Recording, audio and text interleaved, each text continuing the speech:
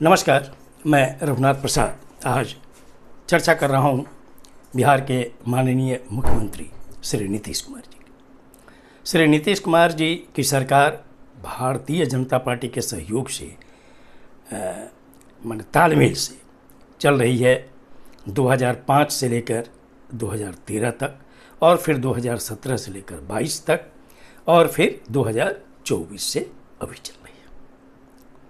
ज़्यादातर समय श्री नीतीश कुमार जी की 3 वर्ष के कार्यकाल को छोड़ दिया जाए तो इनकी सरकार भारतीय जनता पार्टी के साथ रही है। बिहार के लोगों ने यह देखा है कि श्री नीतीश कुमार जी चूँकि लोहिया और कर्पूरी जी को आदर्श मानते हैं, लोहिया जी और कर्पूरी जी को आदर्श मानते हैं, इसलिए उनका कैरेक्टर एकदम सेकुलर है। अब कुछ जो घटनाएं अभी हो रही हैं बिहार में भी और देश के स्तर पर, इस पर माननीय मुख्यमंत्री जी का जो रवैया होना चाहिए वो खुलकर चूँकि सामने नहीं आ रहे हैं, इसलिए मैं कहने में ये संकोच नहीं करूँगा कि यदि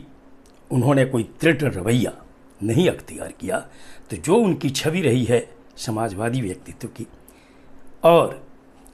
कहिए सेकुलर धर्मनिरपेक्ष छवि, उस पर एक प्रश्न चिन्ह खड़ा होने की नौबत आ गई। मैं कुछ घटनाओं का जिक्र करना चाहूँगा। नंबर 1 कि जब SC, ST, MBC, BC का रिजर्वेशन 50 से 65 किया गया, हाई कोर्ट पटना ने उन पर रोक लगा दी और ऑनरेबल सुप्रीम कोर्ट ने भी उसमें हस्तक्षेप नहीं किया। ये ठीक है कि यहाँ की सरकार ने प्रस्ताव पारित करके भेज दिया कि इसको शेड्यूल 9 में संविधान में रखा जाए ताकि ये प्रॉब्लम सॉर्ट आउट हो जाए। मैं यहाँ पर स्पष्ट कहना चाहूँगा कि SC, ST, MBC, BC इस बात को बहुत ही गहन तरीके से सोच रहा है। माननीय मुख्यमंत्री जी को इस पर दृढ़ रवैया अख्तियार करना चाहिए, चूँकि ये बिहार का जो कास्ट सर्वे है और इसके आधार पर जो रिवीजन है रिजर्वेशन का, यदि EWS से 50% की सीमा नहीं टूटती है तो इस रिजर्वेशन से भी सीमा नहीं टूटनी चाहिए, और इस तरह से अगर शेड्यूल 9 में चला जाएगा तो निश्चित तौर पर इस समस्या का हल हो जाएगा और पूरे देश के लिए हल होगा। अब धीरे धीरे अब चूँकि कर्नाटक भी अपने किए गए सर्वे को उजागर करने जा रहा है और मैं समझता हूँ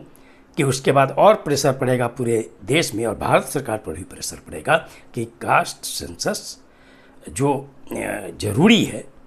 हर तबके की स्थिति को सोशियो इकोनॉमिक एजुकेशनल सब कुछ देखने के लिए यह कराना ज़रूरी है। और 2021 की जो जनगणना अभी तक रुकी हुई है, जो 34 कॉलम हैं उसमें एक कॉलम बढ़ाना चाहिए और सोशियो इकोनॉमिक सर्वे के लिए हर कास्ट की स्थिति जानना अत्यंत ही आवश्यक है। दूसरा मैं चर्चा करना चाहूँगा कि इतने लंबे शासनकाल में श्री नीतीश कुमार जी के पीरियड में हम लोगों ने पहली बार देखा कि माननीय केंद्रीय मंत्री श्री गिरिराज सिंह साहब ने हिंदू स्वाभिमान यात्रा निकाल दी, भागलपुर से लेकर किशनगंज तक 18 अक्टूबर से लेकर 22 अक्टूबर के बीच। और कभी भी कहीं भी कोई घटना घट सकती थी, इस पर भी जो सरकार का रवैया हुआ वो दृढ़ रवैया नहीं कहा जाएगा। और सबसे आश्चर्यजनक और दुखद बात यह रही कि अररिया के जो बीजेपी के माननीय सांसद हैं श्री प्रदीप सिंह जी, उन्होंने अपने संबोधन में बहुत ही कहिए कि गंभीर बात बोल दी, जिसकी प्रतिक्रिया भी लोगों में देखने को मिल रही है। माननीय मुख्यमंत्री जी से मैं यह भी अनुरोध करूंगा कि अभी आंध्र प्रदेश के मुख्यमंत्री जी ने और तमिलनाडु के मुख्यमंत्री जी ने जनसंख्या बढ़ाने की बात की है, इस पर भी इनको प्रतिक्रिया देनी चाहिए कि चूँकि दोनों माननीय मुख्यमंत्री जी ने जो बात रखी है इसके पीछे ये नहीं है, अंदर खाने यह बात यह है कि यदि 2026 में लोकसभा और विधानसभा के सीटों का परिसीमन होगा, सीटों में बढ़ोतरी का सवाल होगा, तो दक्षिण भारत के जो 5 राज्य हैं जिन्होंने सरकार के स्लोगन का, सरकार के कार्य का समर्थन किया और उन्होंने जनसंख्या पर नियंत्रण किया, उन्होंने शिक्षा स्वास्थ्य पर ध्यान दिया। दक्षिण भारत में अगर लोकसभा की सीटें घटती हैं तो इसकी गंभीर प्रतिक्रिया पूरे देश मानी दक्षिण भारत में होगी और हमारे देश की अखंडता और यहाँ का जो फेडरल कैरेक्टर है उस पर एक बहुत बड़ा असर हो सकता है। इस पर भी इनको अपना विचार व्यक्त करना चाहिए था। इसके अतिरिक्त अभी जैसे बहराइच में घटना घटी, बहराइच में जो घटना घटी और जो जिस तरह की चीज़ें सामने आ रही हैं, चूँकि जनता दल यूनाइटेड के राष्ट्रीय अध्यक्ष भी हैं माननीय मुख्यमंत्री जी, पार्टी को इस पर कुछ न कुछ प्रतिक्रिया अवश्य व्यक्त करनी चाहिए। अब तो लोगों को ये लगने भी लगा है कि आखिर श्री केसी त्यागी जी को जो मुख्य प्रवक्ता पद से हटना पड़ा, इसके पीछे क्या कारण है। और अगर जातिगत जनगणना के लिए जनता दल यूनाइटेड आगे नहीं बढ़ती है, एनडीए सरकार पर दबाव नहीं देती है, तब निश्चित तौर पर बहुत बड़ा प्रश्न चिन्ह, जबकि राजनीति के अंतिम दौर में हैं माननीय मुख्यमंत्री श्री नीतीश कुमार जी। मैं समझता हूँ कि चूँकि ये समाजवादी रहे हैं और धर्मनिरपेक्ष व्यक्ति रहे हैं, इनको यह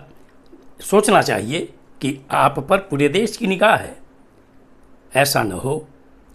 कि एनडीए सरकार, जिसकी सबसे बड़ी घटक और सभी महत्वपूर्ण मतदान है भारतीय जनता पार्टी के पास हैं, सारे देश में ये मैसेज जाए कि श्री नीतीश कुमार जी ने वक्त से समझौता कर लिया है और अपनी धर्मनिरपेक्ष छवि और समाजवादी छवि जो है, इस पर वो आघात सहने को भी तैयार हैं, जो उनके व्यक्तित्व के विरुद्ध है। न केवल बिहार की भलाई के लिए वरन पूरे देश की भलाई के लिए, ताकि पूरे देश में वसुधैव कुटुंबकम की स्थिति पैदा हो और सामाजिक न्याय के लोगों में और ये आए कि किन्हीं व्यक्ति के द्वारा सरकार में रहते हुए आवाज़ उठाई गई है, ताकि केंद्र सरकार पर असर पड़े और जातिगत जनगणना और 50% कैप को हटाने की बात आए, और जहाँ पर हिंदू मुस्लिम का जो अच्छा संबंध है बिहार में, कम से कम 1990 से लेकर अभी तक कोई ऐसे सांप्रदायिक दंगे नहीं हुए हैं, इसको रोकने के लिए, और पूरे खासकर उत्तरी भारत में जो परिस्थिति आ रही है, धीरे धीरे किसी न किसी बहाने